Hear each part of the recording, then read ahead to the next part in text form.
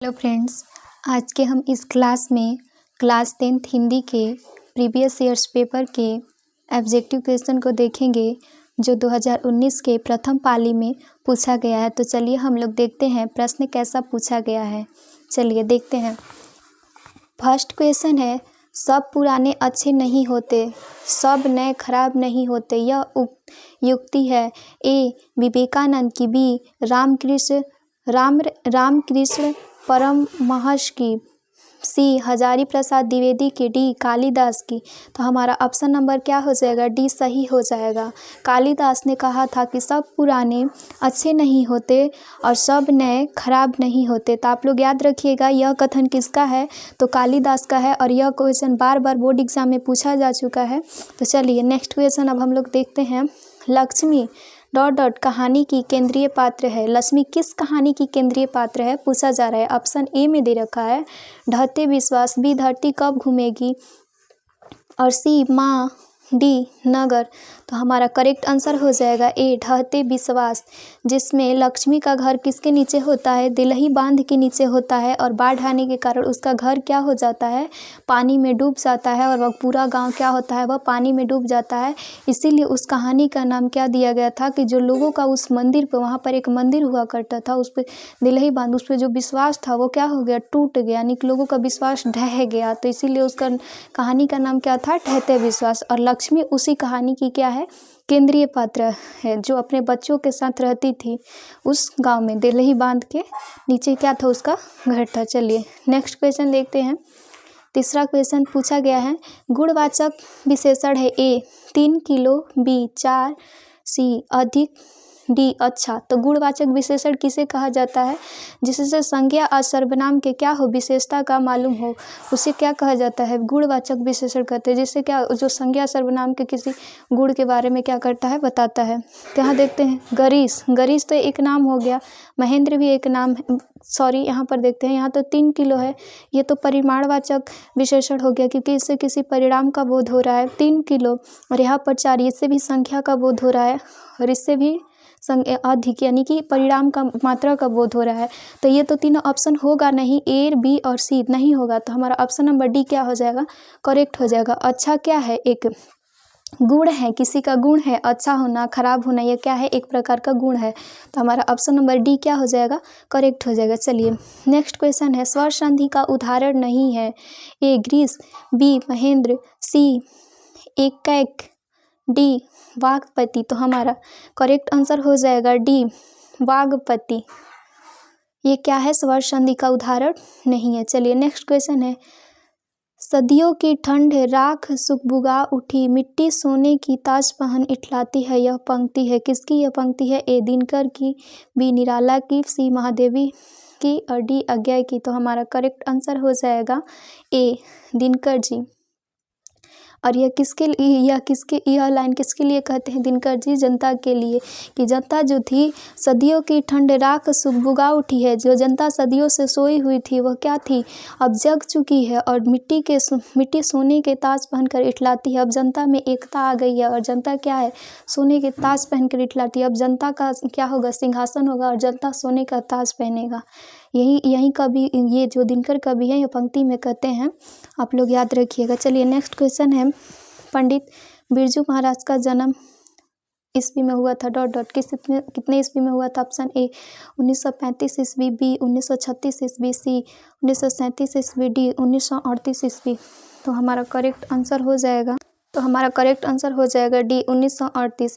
पंडित बिरजू महाराज ने क्या लिखा है? जीत जीत मैं निरखत हूँ। इन्होंने क्या लिखा है? पंडित बिरजू महाराज ने जीत जीत मैं निरखत हूँ। और इनसे, इस चैप्टर से कितने ऑब्जेक्टिव पूछा जाता है कि बिरजू महाराज किसके शौकीन थे? उनको क्या पहनना पसंद था? तो टोपी पहनना। उनको क्या खाना पसंद था? तो मूंग का दाल। चलिए नेक्स्ट क्वेश्चन देखते हैं।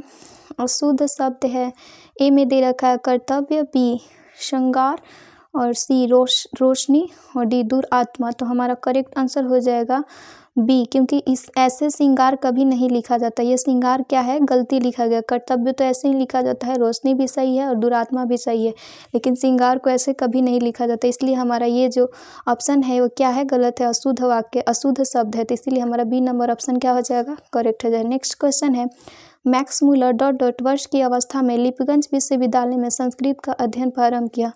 मैक्स मूलर ने किस अवस्था में लिपगंज विश्वविद्यालय में संस्कृत का अध्ययन किया? तो ऑप्शन ए 15 वर्ष, बी 16, सी 17, डी 18। तो हमारा ऑप्शन नंबर डी क्या हो जाएगा? करेक्ट हो जाएगा। 18 वर्ष की उम्र में उन्होंने क्या किया था? लिपगंज विश्वविद्यालय में क्या किया था? संस्कृत का अध्ययन प्रारंभ किया था। नेक्स्ट क्वेश्चन है, फ्रांस का प्रमुख कला केंद्र रहा है? ए एफिल टावर, बी आबिन्यो, सी ए एवं बी दोनों, डी इनमें से कोई नहीं। तो हमारा करेक्ट आंसर हो जाएगा बी आबिन्यो। चलिए नेक्स्ट क्वेश्चन है, जिस जित में निरखत हूँ पाठ की विद्या है? ए साक्षात्कार, बी निबंध, सी कहानी, डी काव्य। तो हमारा करेक्ट आंसर हो जाएगा ए साक्षात्कार। जिस जित में निरखत हूँ क्या है? साक्षात्कार है और यह किसके द्वारा लिखा गया है? पंडित बिरजू महाराज के द्वारा लिखा गया है। चलिए नेक्स्ट क्वेश्चन देखते हैं, अधर्म में कौन सा समास, कौन सा उपसर्ग है? अभी यहाँ देखते हैं, एक क्वेश्चन छूट गया, सबसे इसको देख लेते हैं पहले। दुर्दांत मानवीय विभीषिका का चित्रण करने वाली कविता है? ए एक वृक्ष की हत्या, बी अक्षर ज्ञान, सी हिरोशिमा, डी जनतंत्र का जन्म। तो हमारा करेक्ट आंसर हो जाएगा सी हिरोशिमा। नेक्स्ट क्वेश्चन है हमारा, अधर्म में कौन सा उपसर्ग है? ए अ, बी अध, सी अध, डी अम्र। तो हमारा करेक्ट आंसर हो जाएगा ए। अधर्म में कौन सा उपसर्ग है? अ प्लस धर्म अधर्म। नेक्स्ट क्वेश्चन है, लिखाई में कौन सा प्रत्यय है? ऑप्शन ई ई हर्षई वाला बड़ा वाला ई, और बी दे रखा आई, और सी दे रखा खाई, और डी दे रखा आई। तो हमारा करेक्ट आंसर हो जाएगा डी आई। नेक्स्ट क्वेश्चन हमारा है, नेक्स्ट क्वेश्चन देखते हैं। नेक्स्ट क्वेश्चन है, अति सुधो सने को मार्ग है जहाँ नेको शयानपन बाक नहीं। यह पंक्ति किस कवि की है? ए गुरु नानक, बी प्रेमघन, सी रसखान, डी घनानंद। तो हमारा करेक्ट आंसर हो जाएगा डी घनानंद। नेक्स्ट क्वेश्चन है, नलिन बुलोचन शर्मा का जन्म कितने ईस्वी में हुआ था? ए 1914, बी 1915, सी 1916, और डी 1917। तो ऑप्शन नंबर सी हमारा करेक्ट हो जाएगा। नलिन बिलोचन शर्मा का जन्म कब हुआ था? तो 1916 में हुआ था। और कहाँ हुआ था? तो पटना के बंदरघाट पे हुआ था, आप लोग याद रखिएगा। और नलिन बिलोचन शर्मा ने क्या लिखा है? 20 के दांत लिखा है। चलिए नेक्स्ट क्वेश्चन को देखते हैं। हमारा अगला क्वेश्चन है, हिंदी के आदि कवि है? ए चंद बरदाई, बी अमीर खुसरो, सी बिहारी लाल, डी सरहपाद। तो हमारा हिंदी के आदि कवि कौन है? सरहपाद। ऑप्शन नंबर डी हमारा करेक्ट हो जाएगा। चलिए नेक्स्ट क्वेश्चन देखते हैं, सावरदैया डॉट डॉट भाषा के सफल कहानीकार है? ए हिंदी, बी मराठी, सी गुजराती, और डी राजस्थानी। तो हमारा करेक्ट आंसर हो जाएगा डी। क्या हो जाएगा? डी क्या है? सावरदैया जो है राजस्थानी है। चलिए नेक्स्ट क्वेश्चन हम लोग देखते हैं। अगला क्वेश्चन देखते हैं। अगला क्वेश्चन हमारा है, साहित्य के निर्माण में प्रतिभाशाली मनुष्यों की डॉट डॉट भूमिका होती है? ए नगण्य, बी निर्णायक, सी नकारात्मक, डी इनमें से कोई नहीं। तो हमारा ऑप्शन नंबर बी क्या हो जाएगा? करेक्ट हो जाएगा, निर्णायक। नेक्स्ट क्वेश्चन है, रंगपा था? एक जुआरी, बी व्यापारी, सी वकील, डी किसान। तो क्या था? रंगपा एक जुआरी था जो मंगमा से उसके पैसे लेने चाहता था और उससे हमेशा पैसा मांगता था और 5 सुपारी मांगा करता था मंगमा से। तो चलिए हमारा ऑप्शन नंबर ए क्या हो जाएगा? करेक्ट हो जाएगा। नेक्स्ट क्वेश्चन हमारा है, शुद्ध वाक्य है? ए आज की ताज़ी खबर, बी रोटी ताज़ी है, सी दाल अच्छा है, डी हवा बहता है। तो हमारा करेक्ट आंसर हो जाएगा सी दाल अच्छा है। नेक्स्ट क्वेश्चन है, लेखक के घर में मछली कौन खाता था? ए लेखक, बी पिता, सी माँ, और डी बहन। तो हमारा करेक्ट आंसर हो जाएगा बी पिता। लेखक के घर में मछली कौन खाते थे? तो पिता। नेक्स्ट क्वेश्चन है, लेखक के रिश्तेदार ने बहादुर पर क्या आरोप लगाए? ए पैसे चुराने का, बी गहने चुराने का, सी अंगूठी चुराने का, डी मोती चुराने का। तो लेखक के जो रिश्तेदार आए थे संडे के दिन, वो बहादुर पर क्या लगाते हैं? पैसे चुराने का इल्ज़ाम लगाते हैं। तो ऑप्शन नंबर ए हमारा क्या हो जाएगा? करेक्ट हो जाएगा। और ये पूछा गया है कि लेखक के घर जो रिश्तेदार थे, लेखक के रिश्तेदार, वो किस दिन आए थे? तो संडे रविवार के दिन आए थे। चलिए नेक्स्ट क्वेश्चन है, मेरे बिना तुम प्रभु पाठ के लेखक है? ए नलिन बिलोचन शर्मा, बी अशोक वाजपेयी, सी वीरेन डंगवाल, और डी रेनर मारिया रिल्के। तो हमारा ऑप्शन नंबर डी क्या हो जाएगा? करेक्ट हो जाएगा। नलिन बिलोचन शर्मा ये तीनों ऑप्शन नहीं होगा। रेनर मारिया रिल्के ने क्या लिखा है, मेरे बिना तुम प्रभु के लेखक है। चलिए नेक्स्ट क्वेश्चन है, तत्पुरुष समास का उदाहरण नहीं है। ए राजपुत्र, बी पवन पुत्र, सी वनवास और डी चौराहा। तो हमारा ऑप्शन नंबर क्या हो जाएगा, ऑप्शन नंबर क्या हो जाएगा, राजपुत्र का उदाहरण नहीं है, तो ऑप्शन नंबर डी हमारा क्या करेक्ट हो जाएगा। चौराहा क्या है, एक प्रकार का द्विगु समास है। चलिए नेक्स्ट क्वेश्चन है हमारा, अव्ययी भाव समास में डॉट डॉट पद प्रधान होता है। ए पूर्व, बी उत्तर और सी दोनों और डी सभी। तो हमारा पूर्व पद प्रधान होता है ए। नेक्स्ट क्वेश्चन है, भारत में बेरोजगारी का प्रमुख कारण है। ए जाति प्रथा, बी दहेज प्रथा, सी अशिक्षा, डी भ्रष्टाचार। तो ऑप्शन नंबर ए हमारा क्या हो जाएगा, करेक्ट हो जाएगा। भारत में बेरोजगारी का प्रमुख कारण क्या है, तो हमारा करेक्ट आंसर हो जाएगा ए। नेक्स्ट क्वेश्चन है हमारा, शुद्ध शब्द है। ए अभिलाषा, बी अभिलाषा, सी अभिलाषा, डी अभिलाषा। चारों ऑप्शन में अभिलाषा ही लिखा गया, इसमें से बताना है कि शुद्ध रूप से अभिलाषा कौन लिखा गया है। तो हमारा करेक्ट आंसर इसमें कौन सा है, तो ए। नेक्स्ट क्वेश्चन है, घनानंद कवि है। ए रीतिमुक्त, बी रीतिबद्ध और सी रीतिसिद्ध और डी छायावादी। तो हमारा करेक्ट आंसर हो जाएगा ए रीतिमुक्त। नेक्स्ट क्वेश्चन है, जन्म नेक्स्ट क्वेश्चन देखते हैं, जन्म से ही पागल है। ए लक्ष्मी, बी पापाती, सी सीता, डी मंगू। तो हमारा करेक्ट आंसर हो जाएगा डी मंगू, जो जन्म से ही क्या होती है, पागल होती है। चलिए नेक्स्ट क्वेश्चन देखते हैं, लेखक को मछली खाने से किसने मना किया। ए पिता ने, बी माँ ने, सी भाई ने, डी बहन ने। तो हमारा करेक्ट आंसर हो जाएगा बी माँ ने। नेक्स्ट क्वेश्चन हमारा है, पंडित बिरजू महाराज डॉट डॉट साल के थे तभी उनके पिता का देहावास हो गया था, यानी कि उनके पिता का मृत्यु हो गया था। ए 9.5 वर्ष, बी 10 और सी 12, सी डी 13। तो हमारा करेक्ट आंसर हो जाएगा ए 9.5 वर्ष के थे तभी इनके पिता का क्या हो गया था, मृत्यु हो गया था। नेक्स्ट क्वेश्चन है, स्वामी विवेकानंद ने वेदांतियों का वेदांती किसे कहा है। ए टी.एस. इलियट को, बी दयानंद सरस्वती को, सी मैक्स मुलर को, डी राजा राम मोहन राय को। तो हमारा करेक्ट आंसर हो जाएगा सी मैक्स मुलर को। वेदांतियों का वेदाता किसे कहा जाता है, मैक्स मुलर को। मैक्स मुलर ने कंठ के उपनिषदों को क्या किया था, जर्मनी भाषा में अनुवाद किया था। चलिए, और महारानी विक्टोरिया ने इन्हें क्या दिया था, नाइट का उपाधि दिया था, आप लोग याद रखिएगा। चलिए नेक्स्ट क्वेश्चन देखते हैं। नेक्स्ट क्वेश्चन हमारा है, दही वाली मंगमा पाठ के लेखक है। ए श्रीनिवास, बी सावरदिया, सी सुजाता और डी इनमें से कोई नहीं। तो हमारा ऑप्शन नंबर ए क्या हो जाएगा, श्रीनिवास। दही वाली मंगमा कहानी के लेखक कौन है, तो श्रीनिवास हैं, आप लोग याद रखिएगा। और दही वाली मंगमा कहानी के मुख्य पात्र भी कौन है, मंगमा है। चलिए नेक्स्ट क्वेश्चन है, स्वर संधि का उदाहरण है। ए वाग्देवी, बी आच्छादन, सी वधु तत्व और डी पुनर्जन्म। तो हमारा करेक्ट आंसर हो जाएगा सी वधु तत्व। नेक्स्ट क्वेश्चन है, ललित निबंध है। ए मछली, बी नाखून क्यों बढ़ते हैं, सी बहादुर, डी नौबत खाने में इबादत। तो हमारा करेक्ट आंसर हो जाएगा बी नाखून क्यों बढ़ते हैं। कैसा निबंध है, तो ललित निबंध है। चलिए नेक्स्ट क्वेश्चन है, नौबत खाने में इबादत पाठ के केंद्र में है। ए बिरजू महाराज, बी बिस्मिल्लाह खां और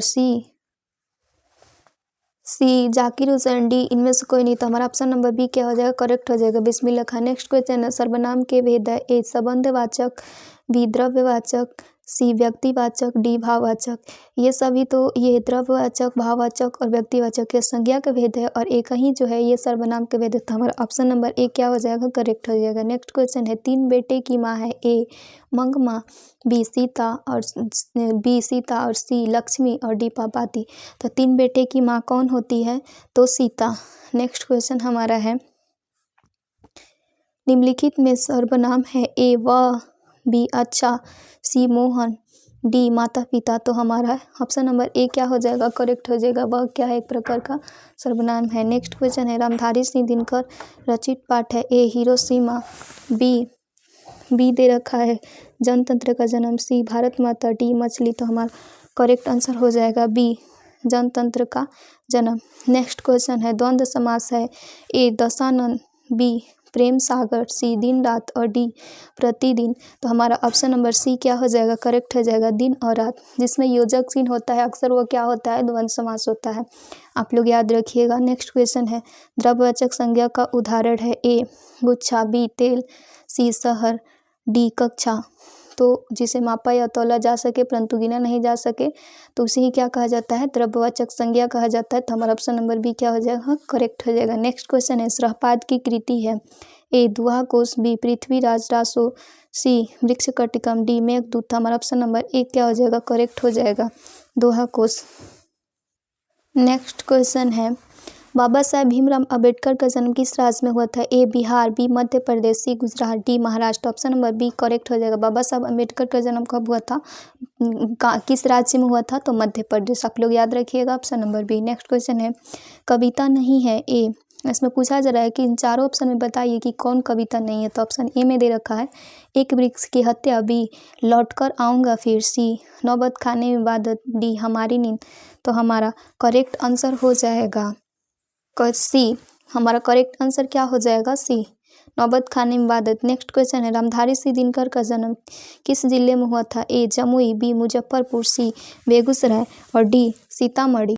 तो ऑप्शन नंबर सी हमारा क्या हो जाएगा, करेक्ट हो जाएगा, बेगूसराय। नेक्स्ट क्वेश्चन, निम्नलिखित में से विशेषण का भेद नहीं है, ए प्रविशेषण, बी गुणवाचक, सी परिणामवाचक, डी संख्यावाचक। तो विशेषण के सभी क्या है, गुणवाचक, परिणामवाचक, संख्यावाचक, ये तीनों क्या है, विशेषण का भेद है, लेकिन प्रविशेषण जो है ये क्या है, विशेषण का भेद नहीं है। तो ऑप्शन नंबर ए हमारा करेक्ट हो जाएगा। नेक्स्ट क्वेश्चन है, नेक्स्ट क्वेश्चन देखते हैं, तार सप्तक का संपादन किया, ए जयशंकर प्रसाद ने, बी महादेवी वर्मा ने, सी राम इकबाल सिंह राकेश ने, डी अज्ञा ने। तो हमारा करेक्ट आंसर हो जाएगा डी अज्ञा ने। नेक्स्ट क्वेश्चन है, खोखा के दांत किसने तोड़े, ए मदन ने, बी मदन के दोस्त ने, सी सेन साहब ने, डी गिरधर ने। तो हमारा ऑप्शन नंबर क्या हो जाएगा, खोखा के दांत किसने तोड़ डाले थे, तो ऑप्शन ए करेक्ट हो जाएगा। मदन ने क्या किया था, खोखा के दांत, जो सेन साहब का लड़का था खोखा, जिसे सेन साहब बहुत प्यार करते थे, उसका दांत क्या किया था,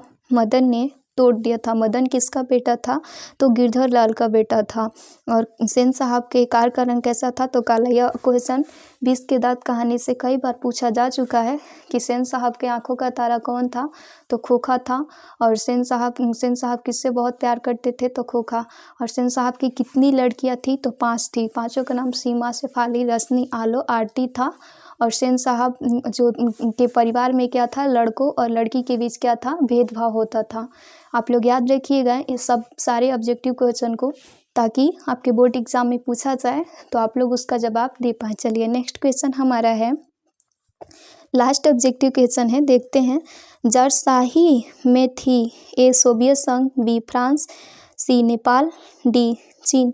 तो हमारा करेक्ट आंसर हो जाएगा ए सोवियत संघ, सोवियत रूस। चलिए